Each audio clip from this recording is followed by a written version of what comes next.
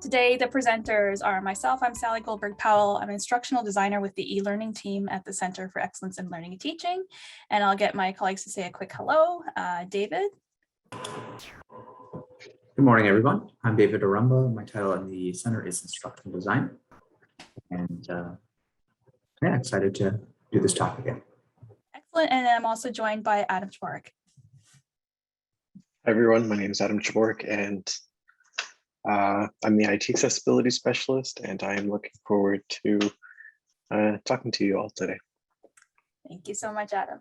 And so we'll get right into it. Today's agenda is really about talking about identifying ways to optimize your lecture slides for online delivery, but actually just helps in both the in-class and online in the end, because chances are we are getting into that habit of recording lectures. We have found, like, this is one thing we would love to reflect on, is that we have found that a lot of students really appreciate having those recorded lectures, either for study notes later or for those situations where they weren't able to be in class. So they've been one of the things that students seem to have really appreciated. So optimizing things for on-screen viewing is really a great idea, and some other tips around that as well. We'll talk about accessibility considerations, and that's why Adam has joined us today. So he'll give us some great ideas and tips to make sure that you are creating presentations that are as accessible as possible. And that's not just about what's in the slides, it's about how you present them as well. And we'll also look at some alternative approaches for content delivery. Not everything has to be in a slide presentation, and we'll of course encourage you to think of other ways of presenting information. Not that those slides aren't really helpful and useful as a guide for your students, that they can go back and look at them again, and I think that can be very valuable. But there are some other ways that you can look at delivering content to your students as well. Now on this slide, I've also offered 2 different ways to get to the slides. And this is just as an example to you of something you can do for your students as well. So I've put in a QR code, and most of us are getting pretty familiar with these now. If you've eaten in a restaurant in recent days, you've probably noticed a digital version of the menu is available through QR code. And a lot of smartphones can just quickly, using your camera, grab that QR code for you. I know all iPhones do.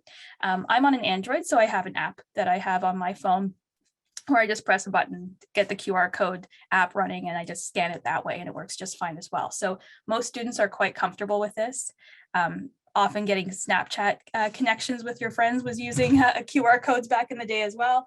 I guess still, but you know, I'm not on Snapchat anymore, so who knows how many of our students are. But in the end, it's something they are familiar with, and it's a great way of sharing the slides, and they can get them on their phone. But that brings up something that we will talk about today, which is, you know, looking at slides on the phone is very different from looking at them on a projector in the class.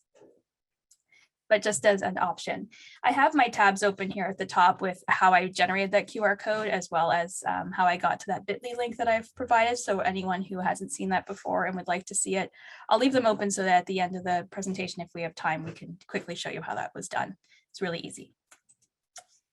So I'll start by talking a little bit about slides in the classroom versus slides online. And this, you know, depending on where you're teaching this fall, will still be things to help you consider, and to consider maybe if you're using them in both ways, depending on, you know, how you're teaching. You may find that the online tips might actually still be of benefit in the classroom as well. And again, that idea of recording lectures or having the slides available afterwards may also at least give you the sense that you might make some compromises or changes to make things work. So one thing about slides in the classroom is that they can be somewhat text heavy and still work, mostly because they're projected on a large screen. And so the text becomes fairly large and usually readable. It's really a good idea to make sure it's nice and readable. But you can get away with more text on a slide. You can also just sort of leave it up there, and students can take notes from it while you're talking. And also because you are the prime focus, students' eyes are probably going to you more than the slides, one would hope, because you're animated, you're in there, you're adding more information, and you're in front of them in a more dominant way in the classroom, and they become a backdrop, which means that you can sort of stay on one slide with a ton of text for a long time, and it will still maintain their attention, because their attention isn't all on the slides, it's also on you and the environment that they're in. Whereas with slides online, you often will rely more on visual content. So you need to draw their eye, you need to entice them to pay attention a bit more.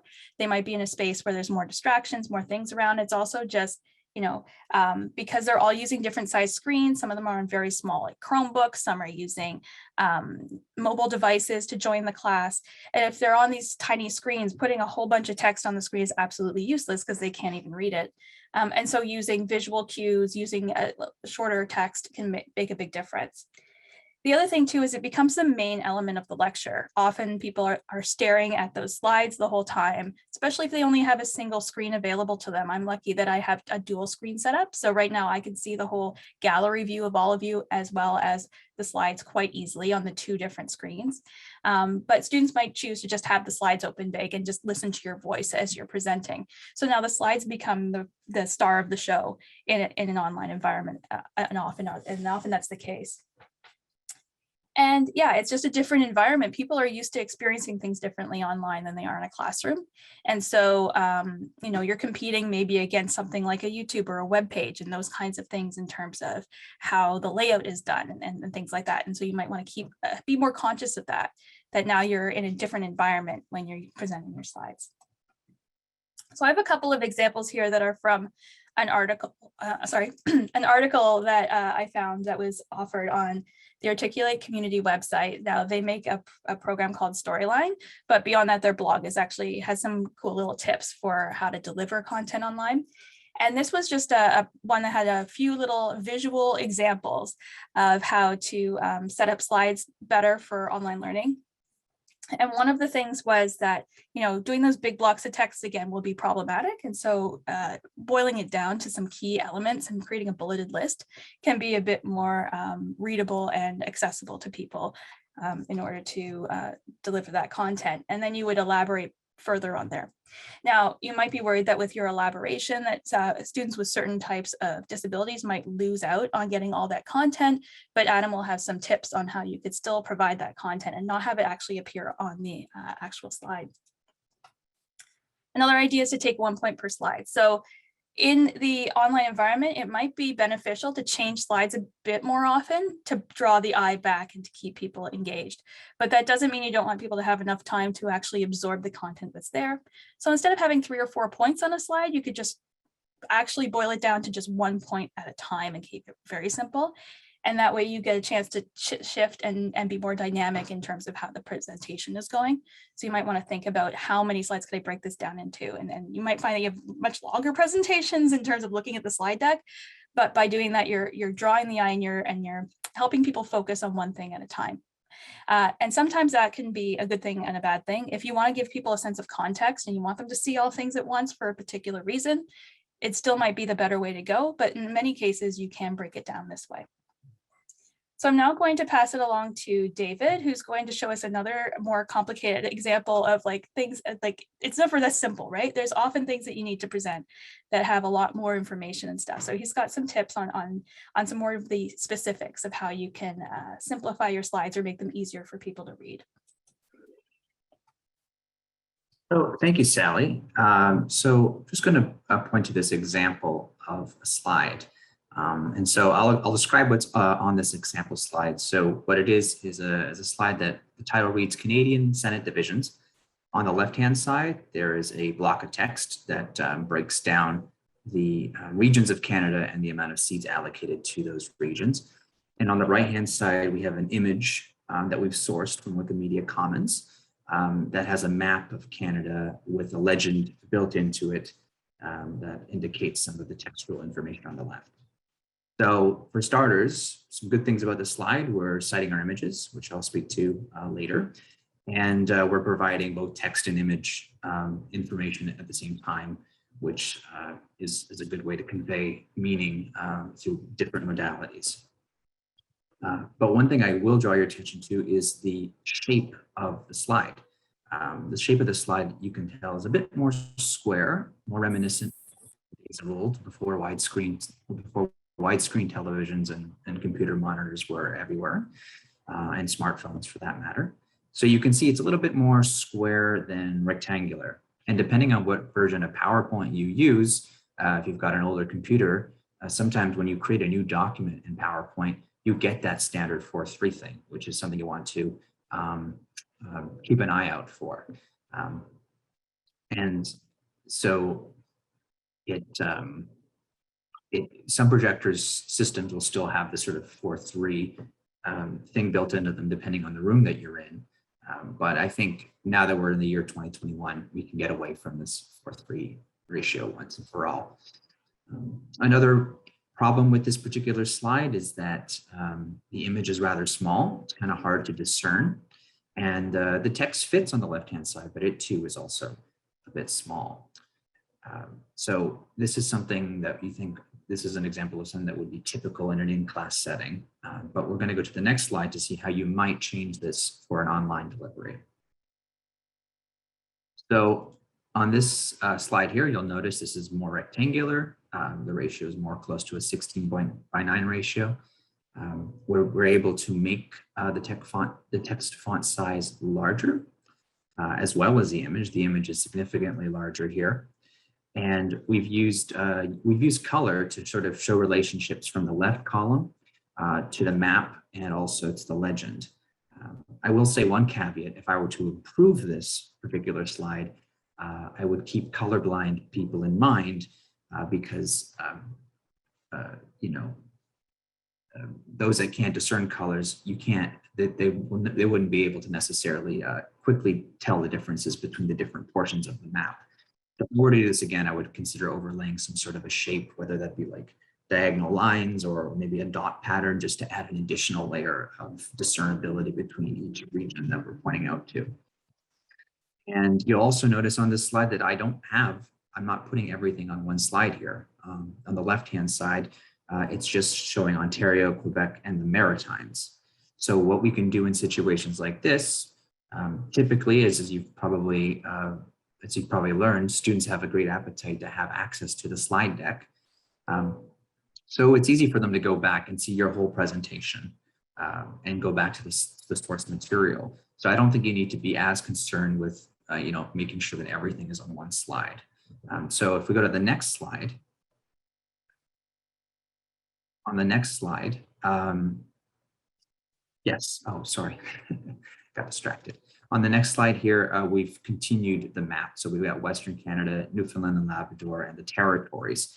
And we pointed out that this is actually a continuation of the previous one with a little acronym at the top, CONT.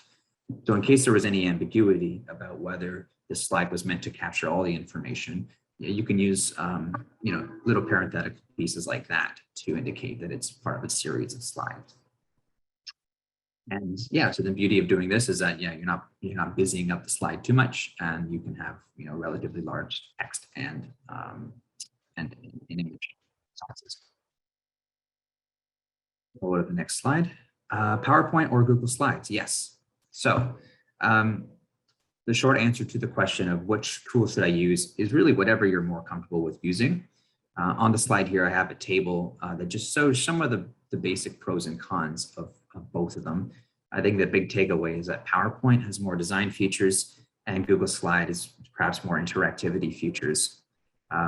In the speaker notes of the slides, as well as a reference slide at the very end, we've included a link to a Google Sheet that kind of compares the presentation captioning and features of the various softwares that you might be using when you're preparing recorded presentations.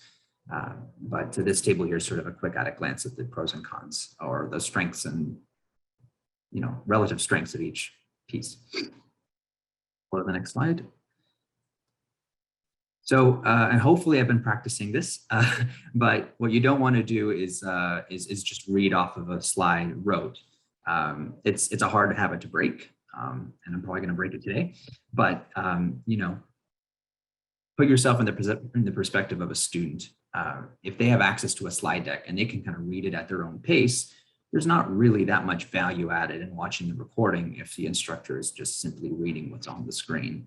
So, try not to read right from the slide. If you have speaker notes, they can remind you as to certain contextual things or additional things that would be value added for the student to hear if they go back and watch the recording. And of course, slowing down and leaving pauses is quite important. Again, something that's a hard habit to break. It's especially important if you're recording material asynchronous viewing. So if you're preparing material that you want your students to watch at their own pace, you'll find that if you speak too quickly, or if you turn a page, or if you try to do two things at once that make sounds, if you have to go and edit it after the fact, if that's something you want to do, you'll find it harder to edit from an audio perspective if you're doing too many things at once. So try slowing down, gives you some leeway with editing if that's something you want to do. Of course, you don't have to edit. We're all human, and sometimes a less polished presentation, more emotionally satisfying to the listener than something a bit more polished. And then, the last point: avoid distracting sounds, which is a rule I just broke. I hope the filter in Zoom is good. There was a horn that honked outside my window. Unfortunately, I'm in a room with no air conditioning. Anyhow, on the next slide, we'll speak to using images. So as I spoke to earlier, having verbal or having visual and textual information complement each other is a nice way to present multimodal information in line with the things we tend to recommend with respect to Universal Design for Learning, or UDL. And as I also indicated earlier, images are something that you want to attribute, much like you would in a research paper. You don't just want to take willy-nilly images from the internet. You want to model academic integrity and attribution practices with visuals and not just text. And one way you can kind of, mitigate any potential copyright or intellectual property issues is trying to find images that are Creative Commons and or royalty free. There's a link on the slide to a guide about content for multimedia production, where you can find certain sources of visuals that aren't that are less likely to be copyright protected. And that concludes my segment. I will turn things over to my colleague Adam, who will talk about accessibility. Hey everybody. So I'm not going to be able to talk about everything there is to accessibility within the next couple of slides. So I'm just going to focus on a few very specific things just for presentations and anything that's on screen in a setting like this. So the first point I'm going to talk about is using predefined layouts. So I'm going to be talking about, this is more about the technical accessibility of a presentation. So this is when you're actually constructing your slides or you're constructing your PowerPoint. So if you've used PowerPoint or slides, you can see that there's predefined layouts. So for example, you have a title and body, or you have title and 2 columns. These predefined layouts act as like the structure of your document. So oftentimes assistive technology rely on these layouts to convey some of the meaningful information, such as the title of the slide and the body.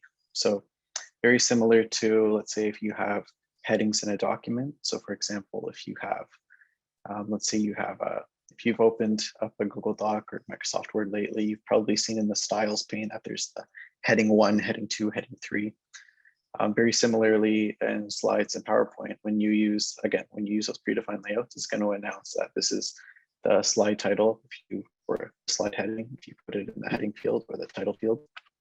And another really cool thing about these predefined layouts is that if you have to do any mask changes, so there is a thing called the master slide, and I won't have time to go into the details of that right now, but both PowerPoint and Google Slides has a master slide layout, which allows you to apply mask changes such as like the heading size. So let's say you wanted to make all the titles on your slide a consistent size, then you can easily do that using the master slide.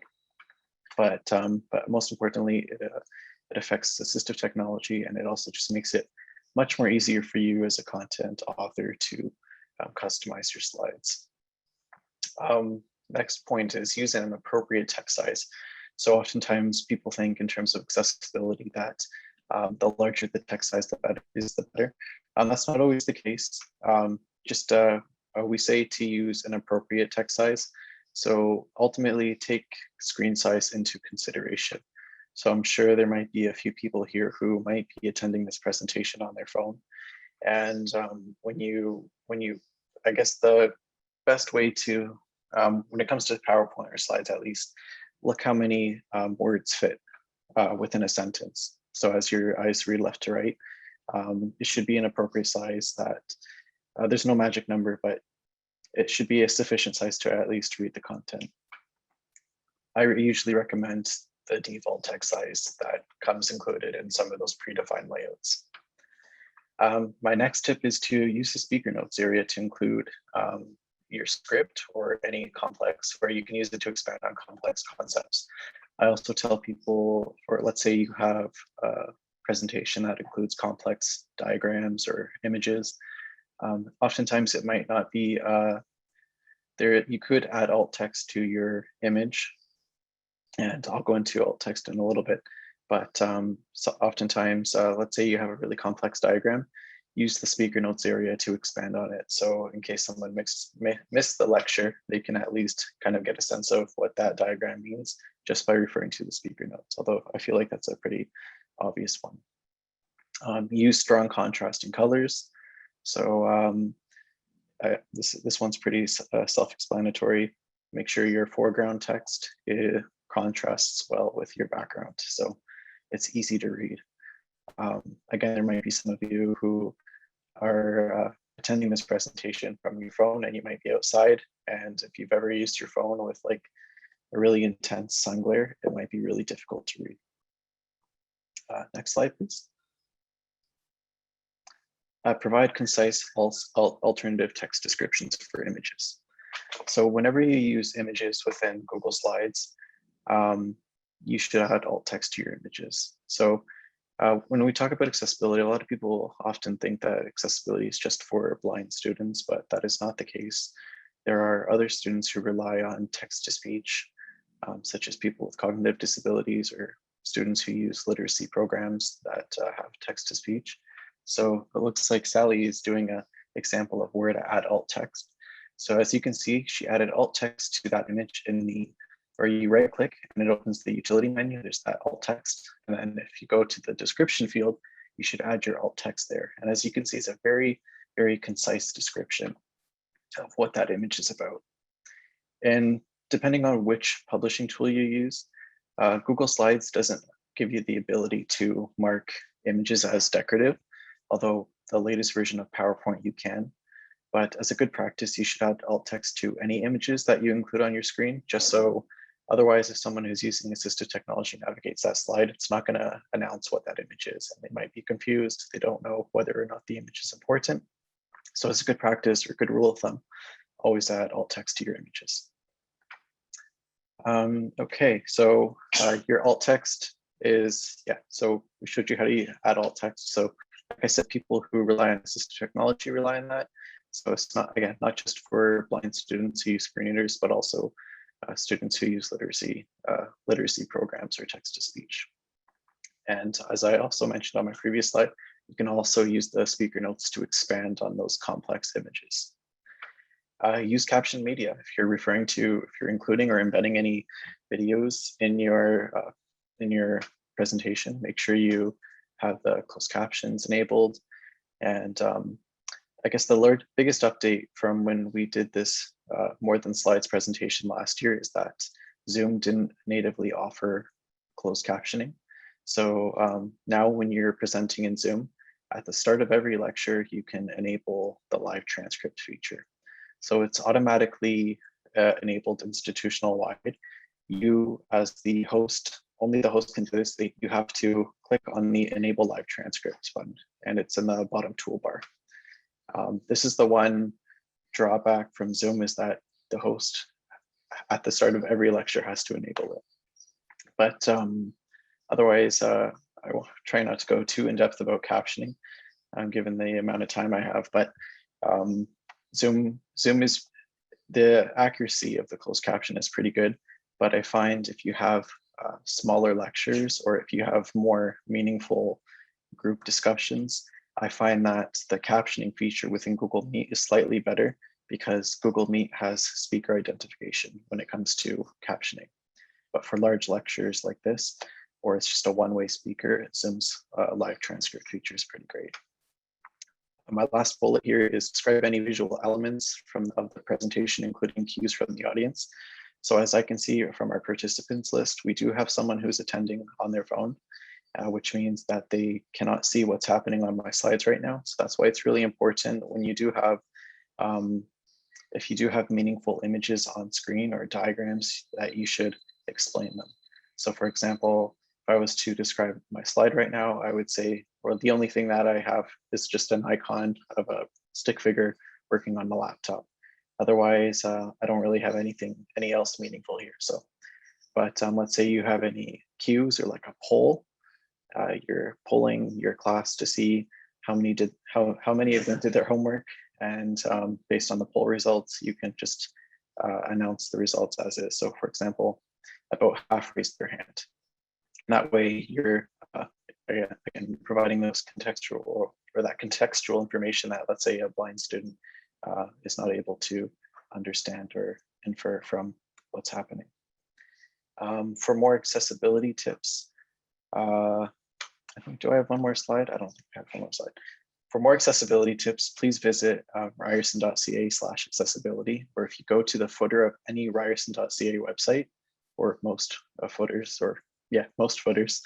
you'll see a link to the accessibility page. And then within that primary navigation, you'll see guides and resources. And as you go down, go through the resources, there's a very specific resource on how to create accessible slideshows. And I think Sally is dropping links in the chat as well. Otherwise, off to Sally.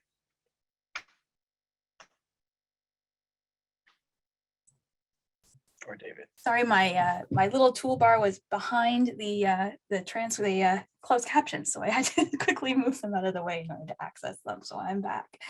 Yeah, so the last point I wanted to really talk about is the idea of this, the 3-hour lecture we've talked about ad nauseum, that doing a 3-hour lecture with students in an online environment is just so long to just sit in one spot. And a lot of us have now gone to workshops and conferences where they're online. And the idea of sitting for more than, say, an hour and a half listening to someone talk is just, it's just at a point where you're not going to be listening anymore, right? So we've had to really rethink how long lectures are and how long we talk for before we involve people again. And we also found that students actually do really want to be in classrooms more than we anticipated. And that's because a lot of the traditional online learners were looking for flexibility, right? They were looking for a way to work at their own pace or work at times when they were more available. But students, like full-time undergrad students, were looking for routine and opportunities to connect, right? So it's really important that in your classroom, it's not just about the slides, it's about how you're giving students opportunities to connect with each other and the learning that they're doing. And so that still remains true, but the idea that we're going to move everything online in the end ended up being less of the process that we ended up seeing was working and being most effective for undergrad students. That said, breaking up things. So you'll probably see there's themes throughout your presentation that you would have maybe put together as one long slideshow traditionally. And in a classroom, that might still work. Or if you're doing it live, it might still work to have the whole thing in one long presentation, but there might be times when you sort of hold on a slide for a while you do something else. And that can still work. But if you're going to break things up and offer things asynchronously, instead of having it all in one big long slide deck, you might decide to make them smaller, shorter chunks. If you decide to record your lectures, you can do that by doing one subject per video. It also gives you the chance to, performing a recorded lecture for an hour gives you more opportunities for making a little flub up and having to start all over. So it can save you time too, to actually record 5 minutes at a time. Less feeling like, oh, I want to cut out the middle part, which can get you into editing, which can make life much more complicated than it needs to be. If you can just record on Zoom for 5 minutes and do a presentation, it's going to go much more smoothly for you, and it will help your students too, because you've broken it down into smaller chunks that they can do at their own pace. They can watch them all back to back, or they could watch a few and then come back. But beyond that, you can do things like take out the media. So if in a classroom you were playing a video partway through your presentation and you added those to your slides, instead of having them in the slides, you can have them separately as a link in, say, your D2L Brightspace shell. So that it doesn't have to be in the slide deck. It can now be its own little thing.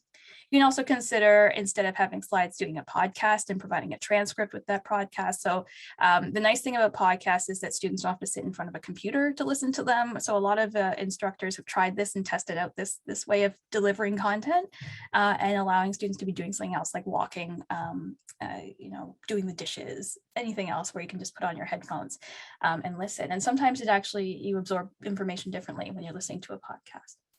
And another thing that's really important is to remember to add those activities, to add things where people are actually doing something and connecting with the content, and it's not just a lecture. As an example of some of the content that you can add that's not a slide deck, there are things that you can do, but also remember your students can do as well. So these can be things that they're doing for points, like say sort of a participation point, or it could be through an assignment. It could be group work, it could be individual, but basically you can have them contribute to the delivery of the course content. So for example, if there's a subject that you're covering that has various examples that you'd like to show, or using case studies, or for example, I know there's some courses in sort of the biomedical field where like you might be looking at multiple diseases, for example. You can give each group or each individual something that they need to prepare on that, and then they create little presentations or little slideshows of their own, or a document that they can share with each other. That way they can be helping to contribute to the content delivery, so it's not all on you in a way, but they're also learning and engaging with the content at the same time. So you can think about it as, I don't have to just do a slide presentation about this. Maybe my students could create something that they could share with each other to learn about this.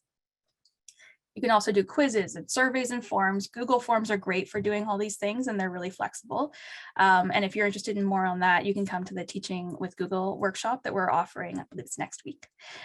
There's also instructions for hands-on activities. So you could just put up some instructions on something that you can do away from the computer, giving people a chance to get their eyes away from the computer. This could also be used in an in-class environment as well. Just have a piece of paper and a pencil, or, take a walk and observe, different things that you can suggest that students can do that don't rely on them staring at a screen. Can be just some instructions, can be what you provide. And then some way of submitting if you'd like to give them some sort of credit for it. And of course, there's guides, charts, checklists, little documents. Things can be made up into like a little printed document that is a guide that goes along with it. It doesn't necessarily have to be presented in a slideshow, just remembering that there's flexibility there. And on the right, I won't go into this list as quite as in depth, but the point is that there's a lot of other things that already exist out there that you can take advantage of and add to your teaching. So don't feel like you necessarily have to reinvent the wheel for all the content that's in your course. For example, open educational resources are a great tool to add other content coming from different voices, different sources, in different formats that could be of use to your students. So these open educational resources, or OERs, are created for the purpose of creating things that are open and available to instructors to share and use with their students. So it's the whole purpose of them, and students don't have to pay for them. And so in some ways they can, take away some of that pressure to purchase other things outside of the classes or instead of a textbook sometimes even. And so there's lots of different options for you to consider of things that already exist that you can integrate into your work. So I have an example here. It's a simple one. I had started in the first semester, and this is again my little reflection of doing a full 1 hour worth of stuff online and then an hour in the classroom for the 2-hour lecture that I teach. I teach at the School of Journalism as a QP instructor. And so I teach first year classes with about 150 students. So with that in mind, I said, you know what, I'm not going to make them sit through a long lecture. From what I've heard, all the literature, it's better to give them asynchronous stuff, and then we'll do something shorter in class. Second semester, I actually went up to an hour and a half in class and gave them more time to like engage and talk and be active in the course there, and just gave them a little bit of stuff before we came to class. So I did about a half an hour's worth of stuff. Now, I also sort of kept in mind that sometimes I used to give them readings and make them come to class. So if I went over a little bit, I didn't feel too bad. But we do find that when you're learning online, it does take a bit more time to get through content than if you're doing it in a traditional way. And you have to sort of keep that in mind. So this example has a 15-minute recorded lecture. Yes, I probably should have broken it into 5-minute increments, but the rush of trying to get everything online so quickly without time to prep, like we were all going through, I just ended up doing a 15-minute recording. So looking back, I would love to break it into 5-minute pieces, and I should have probably taken the time to do that. But that said, 15 minutes isn't the worst thing. could have been worse. And then I had an activity where they watched 2 very short videos and reflected and compared how these 2 videos were done, because this was actually a presentation or a week where we were talking about TV reporting or audio, video reporting. And so they were looking at videos and talking about those. And then they submitted a Google form for a participation point on their reflections. I also provide them with this interactive checklist where they could make sure they finished everything they needed for the assignment. And I also scattered in there some Q&As or some FAQs into this thing. So I made this with just a little online web tool because that's kind of my jam and the kind of thing I do, but it didn't have to be that complicated. I could have just made it as a Google Doc with a checklist for them for while they're preparing for the assignment that was due. So those are the things I did online. And then in class, I used the time to provide updates, reminders, do some questions. We reviewed the results from that Google Form activity. So anyone who did participate, we talked a little bit about what they found in the 2 videos. We replayed those videos, and then I used word clouds to show what their answers were. And then I circled words in those word clouds and talked about them in more detail and made sure I provided those details in the slides as well. And then we looked at even more examples and talked about them after they were already prepared to talk about them because they had done that previous work before class, doing that comparison. Then they came to class and we did more of it together to talk about it more. And finally, we had a survey about whether or not TV news was even still relevant, and they got a point for that. So they had 2 options for getting points. In my class, I offer them 10 points total, but there's multiple opportunities to get points so that they can pick and choose which ones they do to a certain degree. But this got everyone involved in some way throughout that week in talking about it. So that's what I did. I also have down here a link to a guide that we put together last year about 5 different 1-hour asynchronous learning ideas. So it just gives you ideas of how you could break down some spiced up ideas for things you could provide before a class or after a class that would go along with what could happen in a classroom setting. So that could be either a virtual classroom online or in class in an actual physical space. So I work with a team that looks at blended learning. So this is sort of like the tip of the iceberg for learning about blended learning, and hopefully in the months to come we'll be offering a few workshops on that if it's something you're interested in moving forward. So to show you what that looks like in D2L, and these are the last 2 slides we have before we'll open up the floor. I use the description space of the slide. I'm sorry, not the slide, of D2L. So in the module, I use the description to provide sort of an overview of what's available or what needs to be done over the week or what you should be looking at and considering. So it says the self-paced stuff at the top, and that's the stuff that's available online. And then we have the in-class, and then the assignment and the quiz. And so those boxes are there at the top of every module. So every module is for every week. And so for this week 9, we had the assignment stuff I will sometimes duplicate from week to week if it's still, they're still working on it, just so it's just readily available to them at the top of the screen. And it says if there's a quiz or not, and if there's no quiz that week, I just put no quiz this week. I also delineate where there's class engagement activities available, since we have those 10 points that they can get. And that's just sort of the overall structure of the top of my D2L. So even though I'm thinking about my slides and the presentation I'll do in the class, it actually becomes a smaller part of how I'm delivering the content or delivering the course, and how I'm setting up in D2L helps them guide it. So even when I was in classes full-time in person, I would always have this sort of like, here's what you need to know for this week in the D2L shell, just so that they had it readily available to them. If you scroll down, you would see underneath all the actual activities. So in breaking them down this way and having them available to them, I also made sure I had transcripts for every video I had. I did try to get to closed captioning, but obviously, again, with the limited resources available, that wasn't always the case. But it is possible to close caption in your videos and put them on Google Drive or into YouTube. Both ways work. And then I have the slides and the transcript available. Then we have over here, I have the class engagement activity, which was just a little page. Like I wrote up a page basically in D2L and added a link to the Google form for them to fill that out, as well as links to the 2 videos they had to watch. So just a little instructional page basically that you put together. And that could just be a Google Doc that you link to as well. And finally, I had that interactive checklist thing that I created for fun. It was just another fun thing that could help them as they were doing this project that had a fair number of moving parts. And I wanted to make sure they had something to help them go through the process step by step. So we've talked about a fair number of resources throughout this presentation, so I've added them all here on this final slide for you so you have them easily, readily available to you. Plus, I wanted to draw your attention to a couple of other things that we have available. The first thing being that we have some Tech for Teaching libraries that might help you with your planning.